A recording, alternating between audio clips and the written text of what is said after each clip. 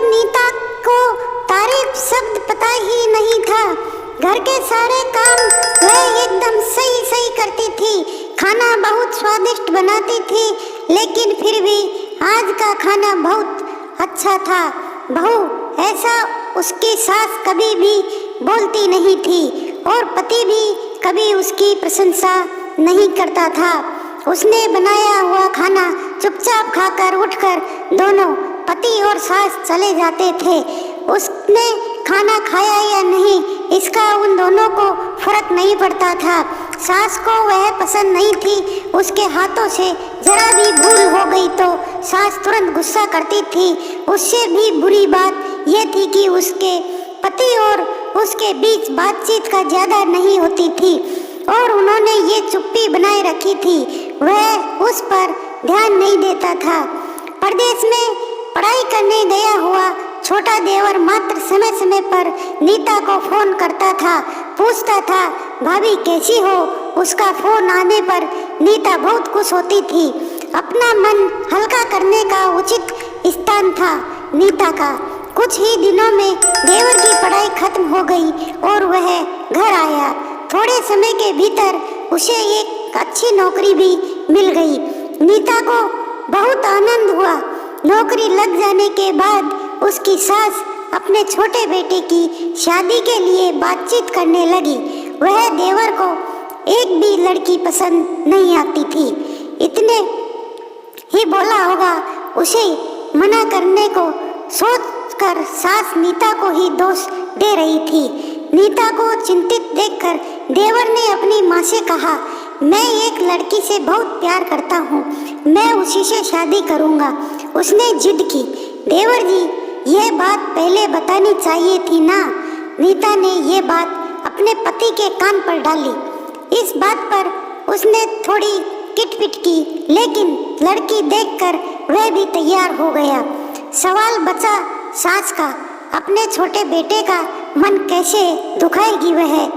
बाद में उनकी भी हाँ हो गई। नीता को बहुत खुशी हुई। उसे लगा एक अच्छी सहेली आ जाएगी अब साथ देने के लिए, दिल के राज बताने के लिए। पर कैसी होगी छोटी देवरानी, रस बस जाएगी हमारे साथ और इस घर में, या वह एक अलग दुनिया बसाने पर जोड़ देगी। देवर जी को इस विचार से थोड़ा टेंशन में आ गई नीता। कुछ दिनों बाद नीता की छोटी देवरानी चौखट लांघकर घर में आई। देवरानी ने घर में आते ही सारे घर की जिम्मेदारी अपने हाथों में ले ली। अब सास ने अपनी छोटी बहू की ज्यादा ही तारीफ करना शुरू कर दिया। उसे माँ जैसा प्यार करने लगी। यह देखकर नीता की आंखों में आंसू आ जाते। वह सोचती, मैं भी तो यही काम करती थी, फिर मेरे साथ ही क्यों ऐसा बर्ताव। अब थोड़े दिन बाद छोटी देवरानी पूरे घर पर राज करेगी और फिर मेरी जगह वहाँ पर उस कोने में होगी। अपने ही विचारों में खो गई नीता। नीता के भाव समझने पर छोटी देवरानी नीता के हाथ अपने हाथ में लेकर बोली, दीदी मुझे सब पता है, मुझे अपनी छोटी बहन समझिए, देखना बहुत जल्दी सब ठीक हो जाएगा। छोटी देवरानी ने पूरे घर की जिम्मेदारी तो ले ली, लेकिन कामों में कुछ न कुछ बार बार भूल करती थी। फिर देवरानी नीता के पास जाती और मदद मांगती थी। ऐसा रोज ही होने लगा। यह देखकर सास लेकिन गुस्सा हो गई। मेरे रहते हुए वह छोटी बहू बड़ी बहू को क्यों पूछती रहती है। फिर सास भी रसोई घर में आकर चार काम शुरू करने लगी। धीरे धीरे वह छोटी बहू के साथ साथ अनजाने में बड़ी बहू से भी प्यार से बर्ताव करने लगी, प्यार से बोलने लगी, नए पदार्थ दोनों को सिखाने लगी, भूल समझकर समझाने लगी। अब सास और दोनों बहुओं में अच्छी दोस्ती होने लगी। इस वजह से बड़ी बहू का स्वभाव भी अच्छा होने लगा। उसके स्वभाव में खुलापन आ गया। सास भी दोनों के साथ कभी शॉपिंग तो कभी फिल्म देखने जाने लगी। अपनी दोनों बहुओं को समान प्यार करने लगी थी। इस वजह से घर का माहौल हंसता खेलता हो गया। इसके अलावा अपने भाई और उसकी पत्नी की बॉन्डिंग देखकर नीता का पति भी उसके साथ अच्छा व्यवहार करने लगा। यह देखकर छोटी बहू बहुत खुश हुई। दीदी, घर पर पहले आप ही का हक था। ऐसा बोलकर छोटी बहू ने पूरी घर की जिम्मेदारी अपने जेठानी को दे दी।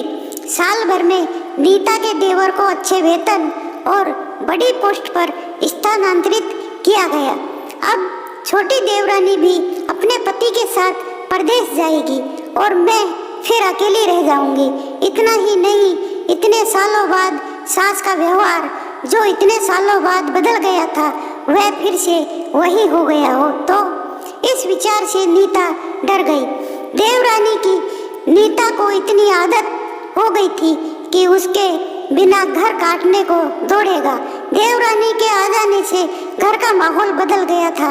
वह थी ही ऐसी खुश मिजाज और ऊर्जावान, जैसे कि नाम से पता चलता है।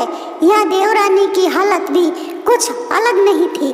उसे दुख हुआ कि यदि यहाँ रहना पड़ा तो उसे अपने पति से दूर रहना पड़ेगा।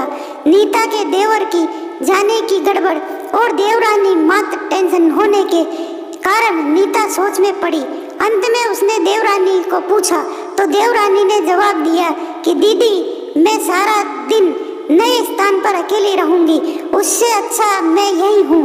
आपके देवर को बोला है मैंने, शनिवार और रविवार की छुट्टियों में आप ही यहाँ आ जाया करें।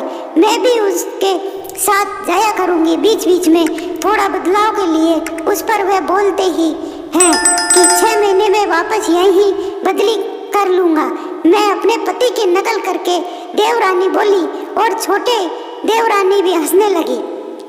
अपनी आंखों के आंसू पोंछते हुए नीता बोली, छोटी, ये दिन वापस नहीं आने वाले। जाओ तुम अपने पति के साथ, उनके साथ भी तो कोई होना चाहिए ना।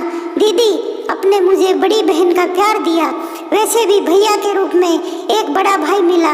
यह भरा हुआ संसार छोड़कर मैं कैसे जाऊं? यहाँ अकेली का मन नहीं लगेगा। 6 महीने का तो सवाल है, वे आते रहेंगे यहाँ पर। यह सुनकर नीता ने अपनी देवरानी को खुश होकर गले लगाया। तभी देवरानी नीता को बोली, अपने पति के साथ एक अलग जीवन बदलाने में समय नहीं लगता। अपनों में रहकर पति की प्रतीक्षा में ही आनंद है। दोस्तों, 2 अलग अलग घर और ससुराल से आने वाली यह लड़कियां अपने नए घर के लिए सब कुछ करती है। पता ही नहीं चलता कि कब एक दूसरे की आदत हो जाती है। सच में देवरानी जेठानी का रिश्ता बहनों से कम नहीं होता है। दोस्तों, कहानी अच्छी लगी हो तो लाइक और सब्सक्राइब करना